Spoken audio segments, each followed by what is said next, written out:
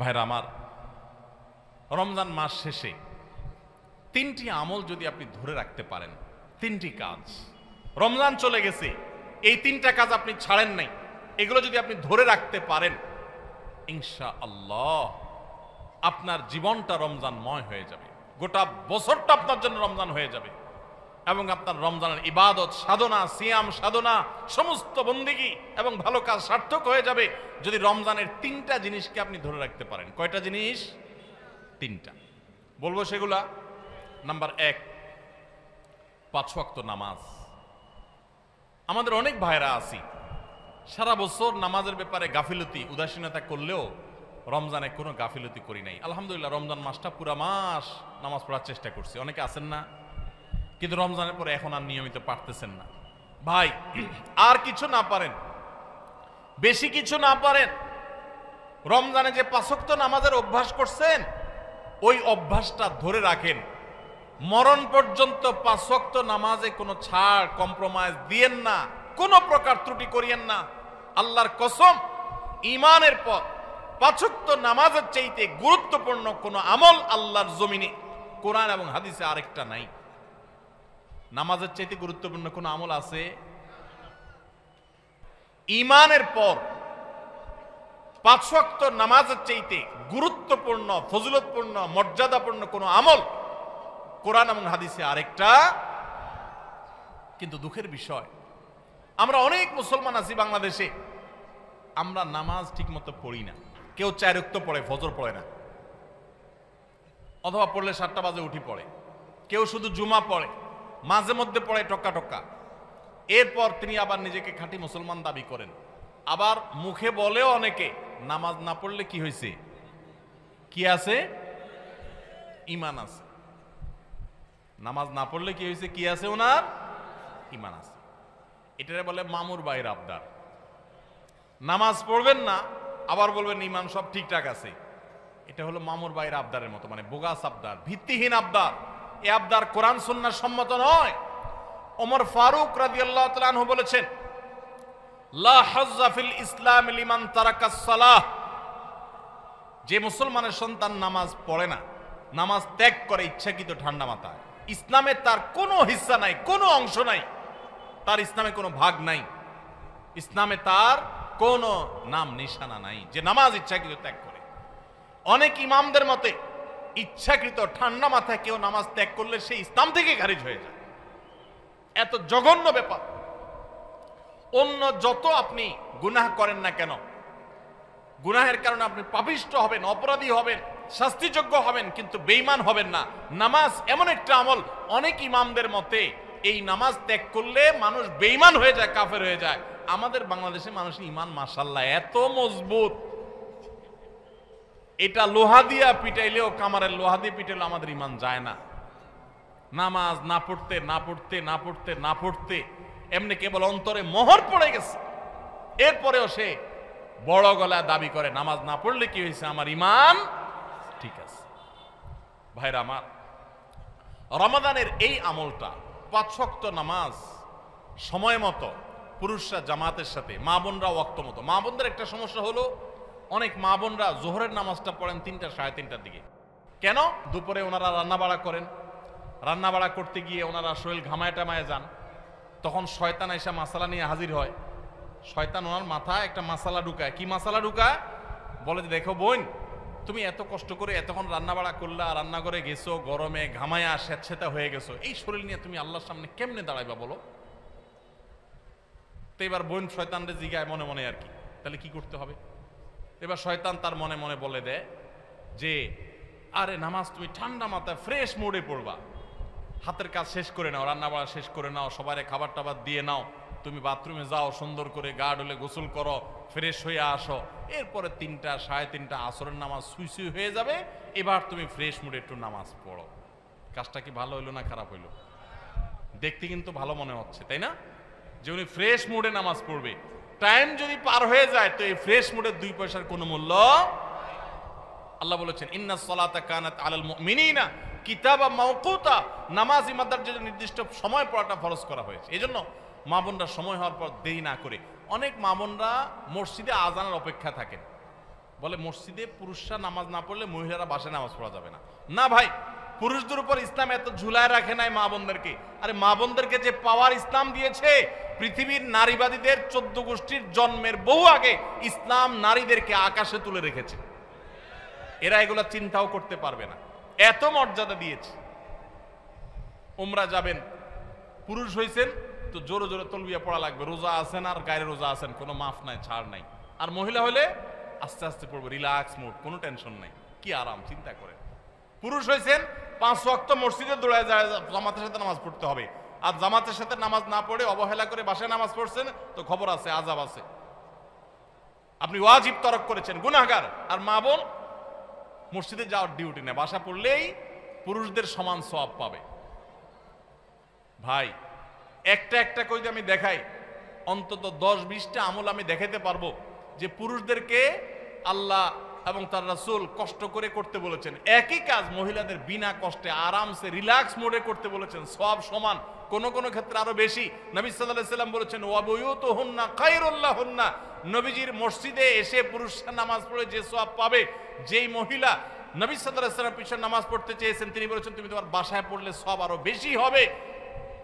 মা বোনদেরকে ইসলাম এত সুযোগ দিয়েছে। তো যাই হোক, এত সুযোগ পাওয়ার পরও অনেক মা বোন তারা হেলায় হারা রমজানের এই আমলটা যদি ধরে রাখতে পারেন, পুরুষরা ওয়াক্ত মতো জামাতের সাথে আর মা বোনরা ওয়াক্ত হয়ে গেলে নিজ জায়গায় দেরি না করে নামাজ পড়ে ফেলেন, ইনশাআল্লাহ আপনার রমজান 30 দিনের হবে না, আপনার রমজান 365 দিনের হবে।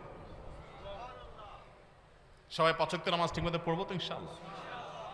যার 5 ওয়াক্ত নামাজ যত সুন্দর, সে তত আপার ক্লাসের মুসলমান, তার তাকওয়া তত স্ট্রং, তত মজবুত। যার নামাজ যত সুন্দর। নামাজ কিভাবে সুন্দর হয়? ধীরে সুস্থে পড়লে, সময় মতো পড়লে, মনোযোগ নিয়ে পড়লে, খুশু খুশুর সাথে পড়লে, সুন্দর কেরাত দিয়ে পড়লে, শুদ্ধ করে পড়লে, ভালোভাবে পড়লে, আস্তে আস্তে রুকু, আস্তে আস্তে সিজদা, সবকিছুতে গতি ভালো না ভাই। মোবাইল নেটে গতি ভালো, নামাজের মধ্যে গতি ভালো না। নামাজের গতি যত কম হবে, যত স্লো হবে, যত আস্তে আস্তে হবে, যত ধীরে ধীরে হবে, তত নামাজের মর্যাদা আল্লাহর কাছে বেশি হবে। আপনার মসজিদে যে মুসল্লি সবচেয়ে বেশি সময় নিয়ে নামাজ পড়ে, আপনি বুঝবেন এই লোকটা সবচেয়ে আপার ক্লাসের মুসলমান নামাজের ক্ষেত্রে। অন্তত তার অন্য ক্ষেত্রে ত্রুটি থাকলে সে অবশ্যই দোষী হতে পারে, বাট নামাজটা তার সবচেয়ে সুন্দর, কারণ সে নামাজের সবচেয়ে বেশি সময় নিচ্ছে। এই জন্য সময় নিয়ে ধীরে ধীরে সুন্দর করে নামাজ পড়বো তো ইনশাআল্লাহ। রমজানে যারা নামাজ পড়ছেন ভাই, মরণ পর্যন্ত নামাজ পড়বেন। আপনারা কোরআনের একটা আয়াত শুনেছেন, জাহান্নামীদেরকে যখন জাহান্নামে নিক্ষেপ করা হবে, জাহান্নামীদের সাথে জান্নাতীদের কনভারসেশন হবে, কথোপকথন হবে। জাহান্নামীদেরকে জিজ্ঞাসা করা হবে মা সালাকাকুম ফি সাকার, তোমাদের কোন অপকর্মে, কোন বদভ্যাসে, কোন খারাপ কাজ তোমাদেরকে জাহান্নামে এনেছে বলো। তারা বলবে ভাই ক্বালু লাম নাকু মিনাল মুসাল্লিন, ক্বালু লাম নাকু মিনাল মুসাল্লিন। জাহান্নামীরা বলবে আমাদের যেই অপকর্মে, যেই পাপের কারণে আজ জাহান্নামে আসতে হয়েছে, সে পাপ হলো যে আমরা মুসল্লি ছিলাম না দুনিয়াতে, 5 ওয়াক্ত নামাজ ঠিক মতো পড়তাম না। ভাইরে, যা করেন না করেন সবকিছুর আগে 5 ওয়াক্ত নামাজটা ঠিক করেন। ইমানদারের জীবন যাবে, নামাজ যেতে পারে না ভাই, কোন অবস্থাতে না, কোন অবস্থাতে না। নামাজ ত্যাগ করার কোনো সুযোগ নেই। নামাজ এমন ইবাদত, দেখেন আপনার কাছে যদি পানি না থাকে, ওযু করার মতো পানি না থাকে, তাহলে তো নামাজ মাফ নাকি? যে পানি নাই বেচারা কি করবে? পানি না থাকলে কি করতে হবে? মাটি দিয়ে তায়াম্মুম করতে হবে।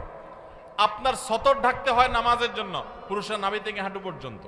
সতর ঢাকার মতো কাপড়ও যদি না থাকে, এরকম কোন পরিস্থিতি আল্লাহ না করুন যদি আপনি পড়েন, তাহলে তো নামাজ মাফ নাকি? জি না। ওই অবস্থায় নামাজ পড়তে হবে। কেউ কেবলা কোন দিকে, কেবলার দিকে নামাজ পড়া ফরজ, এটা নামাজের শর্ত যে কেবলামুখী হওয়া। এখন কেবলা কোন দিকে আপনি কোনোভাবে জানতে পারছেন না, আকাশ মেঘলা বা কোনো কারণে এমন জায়গায় আছেন সূর্য দেখছেন না, কোনো কম্পাস নাই, এমন জায়গায় আছেন কেবলা কোন দিকে আপনি সেটা ফাইন্ড করতে পারছেন না। তো ফাইন্ড আউট করতে না পারলে, কেবলা নিরূপণ করতে না পারলে নামাজ মাফ নাকি? তাহলে কি করবে? কাউকে জিজ্ঞাসা করে পারলে পড়বে, আর জিজ্ঞাসা করার মতো কোনো লোক না থাকলে, কেউ যদি তথ্য দিতে না পারে সঠিক, তাহলে যেই দিকে কেবলা বলে তার মন বলবে সেদিকে ফিরে নামাজ পড়বে, তারপর নামাজ মাফ নাই। কেউ যদি দাঁড়ায় নামাজ পড়তে না পারে, অসুস্থ হয়ে পড়ে, তাহলে তো মাফ নাকি?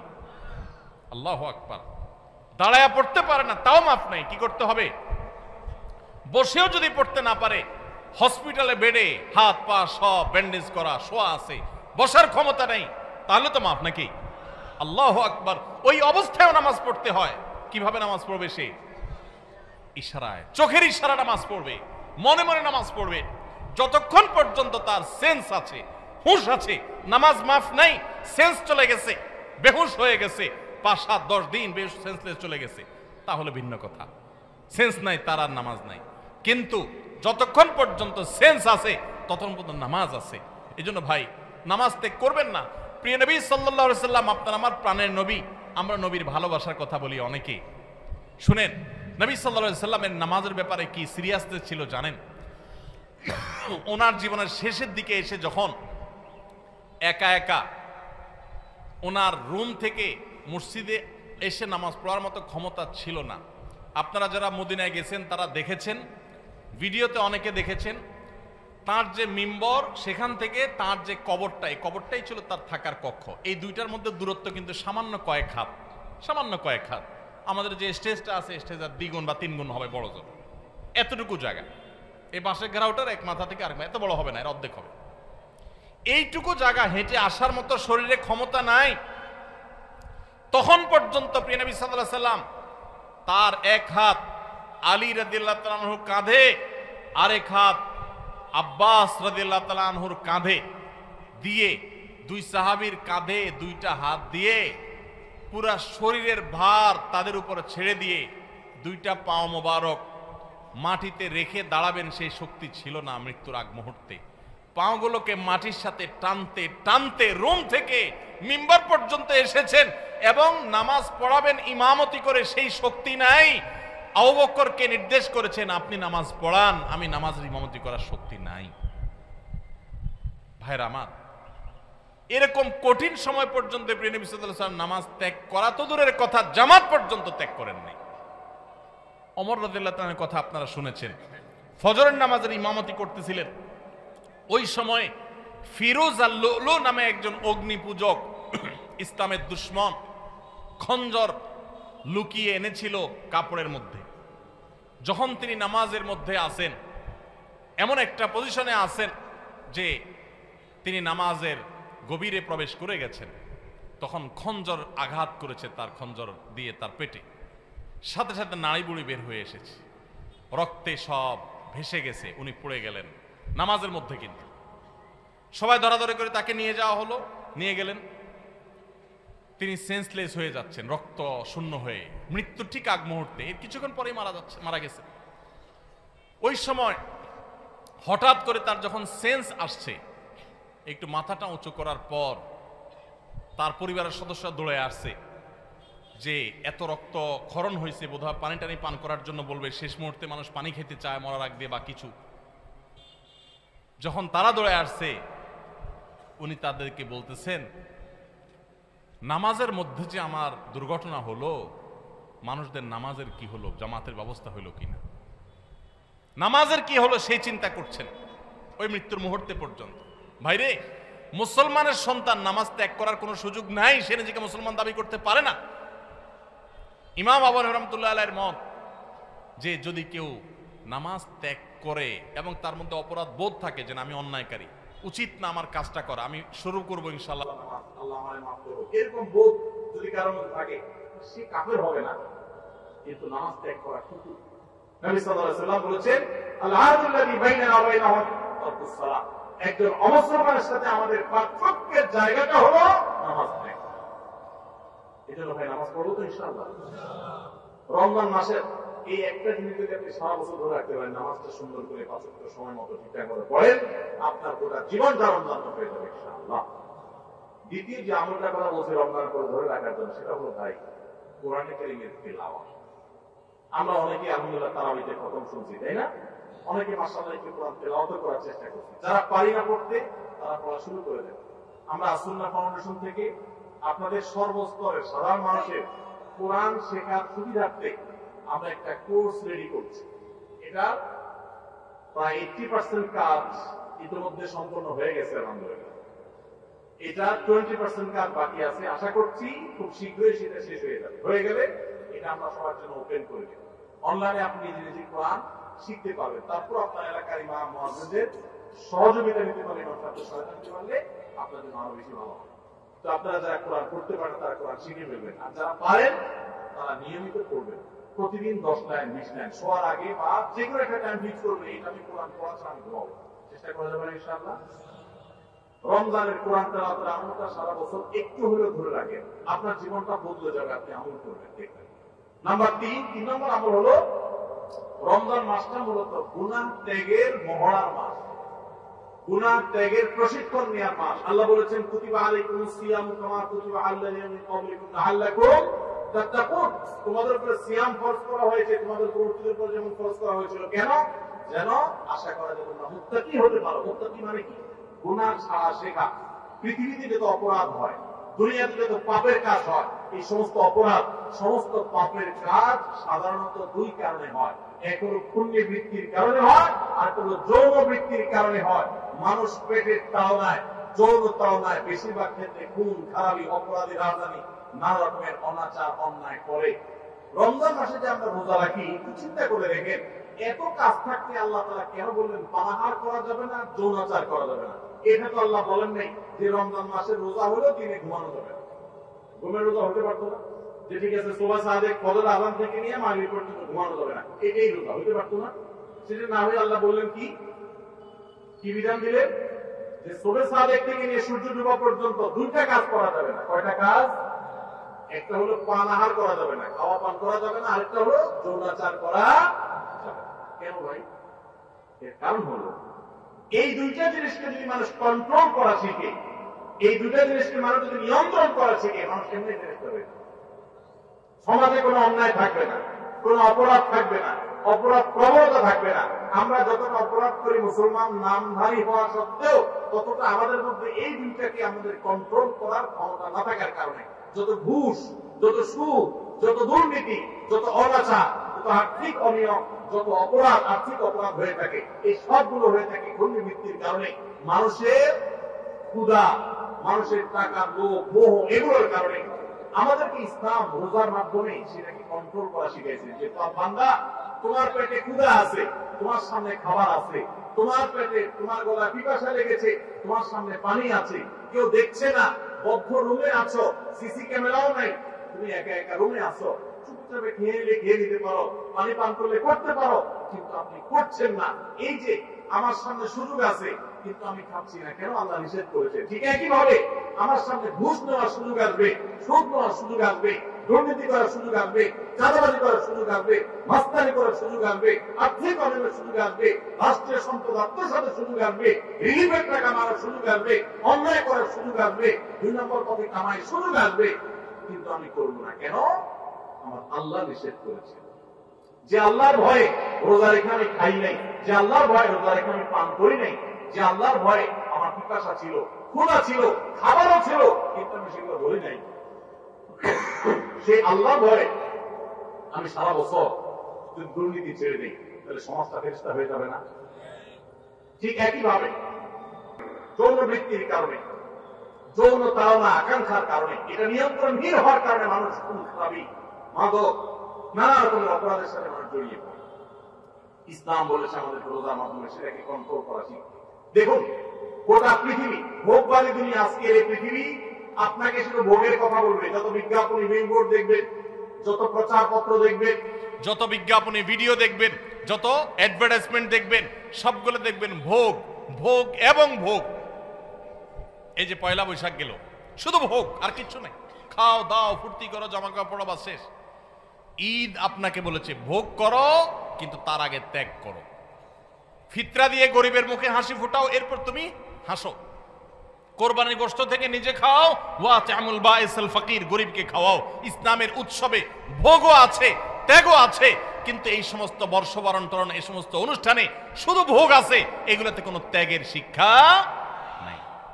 গোটা সমাজ আজ উচ্ছন্নে চলে যাচ্ছে, গোটা সমাজ আজ নষ্টের দ্বার প্রান্তে চলে যাচ্ছে। এর অন্যতম প্রধান কারণ হলো আমরা একটা ভোগবাদী পৃথিবীতে আছি। এখন আমাদের সবাই শুধু ভোগ করা শিখে, ত্যাগ শিখে না।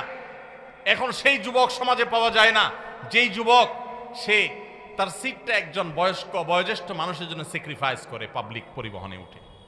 সেই যুবক পাওয়া যায় না যেই যুবক একজন মুরব্বী মানুষকে দেখে রেসপেক্ট করে রাস্তার পাশে দাঁড়িয়ে শ্রদ্ধা ভরে তাকে সালাম নিবেদন করে। এখন উচ্ছৃঙ্খল যুবক পাওয়া যায়, কিশোর গ্যাং পাওয়া যায়, অপরাধী পাওয়া যায়, সন্ত্রাসী পাওয়া যায়, মাদকের চোরা কারবারি পাওয়া যায়, উচ্ছৃঙ্খল সন্ত্রাসী মাস্তানি করা চাঁদাবাজি করা যুবক পাওয়া যায়। কিন্তু সমাজে সেই ভালো যুবক হারিয়ে গেছে, কারণ ইসলাম আমাদের জীবন থেকে হারিয়ে গেছে। রমজানের রোজা আমাদেরকে এই বার্তা দিয়েছে যে তোমার খাদ্যের চাহিদাকে, তোমার টাকার লোভকে, তোমার অর্থের মোহকে, তোমার যৌন আকাঙ্ক্ষাকে এগুলো তুমি কন্ট্রোল করো। রোজা রাখার মাধ্যমে শিখো যে এই টাইমের মধ্যে তুমি করবা না, মনে চাইলেও সুযোগ থাকলেও তুমি করবা না। তোমার সামগ্রিক জীবনে যখনই কোনো অন্যায়ের হাতছানি আসবে, অপরাধের হাতছানি আসবে, অপরাধের সুযোগ তৈরি হবে, দুর্নীতি করার সুযোগ তৈরি হবে, তোমার কোনো গুনাহের কাজ করার সুযোগ তৈরি হবে, মনেও চাইবে কিন্তু তুমি করবে না। কেন? কারণ আল্লাহ নিষেধ করেছেন, কেউ দেখছে না, আল্লাহ দেখছেন। আল্লাহর ভয় তুমি নিয়ন্ত্রণ করবে। এই নিয়ন্ত্রণটাই রোজা মাস আমাদেরকে শিক্ষা দেয়। রমজান মাস চলে গেছে, আর কিছু করতে না পারেন, রমজানের এই শিক্ষাটা যদি আপনি ধরে রাখতে পারেন, সারা বছর জুড়ে আপনার অফিসে যখন দুর্নীতি করার সুযোগ আসে, তখন যদি আপনার মনে হয় আমি তো রোজা রেখে খাই নাই, পান করি নাই, আল্লাহর ভয়ে কেউ দেখে নাই, তারপরেও করি নাই, তাহলে এখন যে আমি 2 নম্বরই করব, আল্লাহ কি দেখছেন না? আল্লাহ কি এটা নিষেধ করেন নেই যে আল্লাহ রোজা রেখে আমাকে হালাল খানা খেতে নিষেধ করেছেন, হালাল পানীয় পান করতে নিষেধ করেছেন? সেটাকে যদি আমি এত গুরুত্বের সাথে মেনে থাকি, তাহলে এখন হারাম ঘুষ কিভাবে আমি নিতে পারি, হারাম দুর্নীতি কিভাবে আমি করতে পারি, চাঁদা কিভাবে আমি নিতে পারি? আমার তো আল্লাহর ভয় হওয়া উচিত। আল্লাহর সামনে দাঁড়াতে হবে, আল্লাহর সামনে কাপন পড়ে যেতে হবে, সব রেখে চলে যেতে হবে। এই ভয় যদি আপনার মধ্যে কাজ করে, এটা যদি জাগ্রত হয়, আল্লাহর কসম আপনি আল্লাহর ব্যাপারে সুধারণা করতে পারেন, আপনার রোজা সাকসেস, আপনার রমজান সফল, আপনার রমজান আল্লাহর ইবাদত বন্দিগি, আল্লাহর যেগুলো করেছেন সেগুলো আল্লাহ কবুল করেছেন, এটা আপনি ধারণা করতে পারেন। যদি রমজান যাওয়ার পরে আপনার অপরাধ করার সময় মনে পড়ে আমি না রোজা রেখে পানাহার করি নাই আল্লাহর ভয়ে, তাহলে এখন এই অন্যায়গুলো করা যাবে না। কার ভয়ে? আল্লাহর ভয়ে। তাহলে 3 নম্বর আমল হলো, রমজান চলে গেছে কিন্তু রমজানের শিক্ষাটা রয়ে গেছে। শিক্ষাটা কি? যে আল্লাহর ভয়ে সমস্ত পাপাচার থেকে, সমস্ত অনাচার থেকে, সমস্ত অন্যায় থেকে বেঁচে থাকবো। বিশেষ করে আপনারা এখানে বেশিরভাগ মানুষ যুবক ভাইরা আছেন, 2-4 জন বন্ধু বান্ধব যখন একসাথে হন, বাসে উঠলেন, মনে করেন কন্ট্রাক্টরের সাথে এক কথা থেকে 2 কথা বেশ কম হয়ে গেল, শরীরটা, বন্ধু বান্ধব যখন 4-5 জন থাকেন, কলেজ স্টুডেন্ট হন, তখন কিন্তু শরীরের মধ্যে একটা ভাব চলে আসে, আসে না? একা একা থাকলে তো একেবারে বিড়ালের মতো সোজা থাকেন, তাই না? ভদ্র মানুষের মতো ভাঁটা চাইলে দিয়ে দেন। যখন বন্ধু 4-5 জন থাকেন, তখন কন্ট্রাক্টরের সাথে এক কথা বেশি 2 কথা হইলেই হাতা গোছানো শেখে, এই বেটা কার সাথে কি বলতেছিস, চিনস? মাস্তানি শুরু হয়ে যায় না? ছোট লোকরা মাস্তানি করে, খুব ভালো করে শুনে রাখবেন। কোনো বড় মানুষ, বড় মনের মানুষ, ভালো মনের মানুষ মাস্তানি করে না। গুন্ডামি, মাস্তানে, গায়ের জোর দেখা সব অভদ্র, ছোট লোক, নিচু লোক। কোন ভদ্রলোক কখনো মানুষকে গায়ের জোর দেখাবে? যদি কারোর কোনো কিছুতে গায়ের জোর আগে চলে আসতে হয়, বেশিরভাগ ক্ষেত্রে মাস্তানি গুন্ডামি করার মানসিকতায়, বুঝতে হবে এটা হলো আস্ত ছোট লোক। ছোট লোক ছাড়া কোনো ভদ্রলোক কোনোদিন কাউকে গায়ের জোর দেখাবে। দুর্বলের প্রতি যদি কেউ চাপিয়ে পড়ে, দুর্বলের প্রতি যদি কেউ ঝাঁপিয়ে পড়ে, এর মতো কাপুরুষ, এর মতো ছোট লোক, এর মতো নিচু লোক আল্লাহর জমিনে আরেকটা নেই। যুবক ভাইরা, মাস্তানি করার জন্য যোগ্যতার দরকার হয় না। মাস্তানি কুকুরে পারে, মাস্তানি বাঘে পারে, মাস্তানি সিংহে পারে, মাস্তানি হিংস্র জীবজন্তু করতে পারে, মাস্তানি সাপে করতে পারে, মাস্তানি আল্লাহর অনেক এই সমস্ত হিংস্র জীবজন্তু প্রাণীরা পারে। বিনয় এটা মানুষ পারে, এটা সবাই পারে না। বিনয়ী হবেন না অহংকারী হবেন? মাস্তানি করবেন না মানুষ উপকারী করবেন? গুন্ডামি করবেন না ভালো মানুষ হবেন? আল্লাহ আমাদের যুবকদেরকে আদর্শ যুবক হওয়ার তৌফিক দান করুন। আল্লাহ আমাদের যুবকদেরকে সমাজের সেরা মানুষ হওয়ার তৌফিক দান করুন। যুবক ভাই, 4-5 বন্ধু যখন মিলবেন, মাস্তানি না করে কোথাও একটা সাঁকো ভেঙে গেছে, কয়েকটা বাঁশ নিয়ে কয়েক যুবক বন্ধু মিলে সেটা ঠিক করে দেন। করে একজন বৃদ্ধ, তিনি কষ্টে আছেন, তার বোঝাটা 2-3 বন্ধু, 4 বন্ধু মিলে একটু তুলে দেন, হালকা করে দেন। ভাইরা আমার, মাস্তানিতে মজা পান আপনারা, আমি জানি। গুন্ডামিতে এক ধরনের মজা পাওয়া যায়, একটু ভাবসাব জাহির হয়, শরীরের মধ্যে একটা অবস্থা তৈরি হয়, বুঝি।